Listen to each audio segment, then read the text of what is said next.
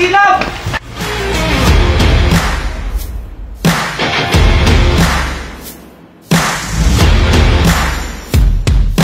Alas 11:20 na nagaganap na sila sa atong Puro Cruz. Mag-report na namin sa Bureau File. No, good noon po, sir. May sila po dito sa Barangay Katanagan, Puro Cruz po. Activate Sipag 5 Brigade!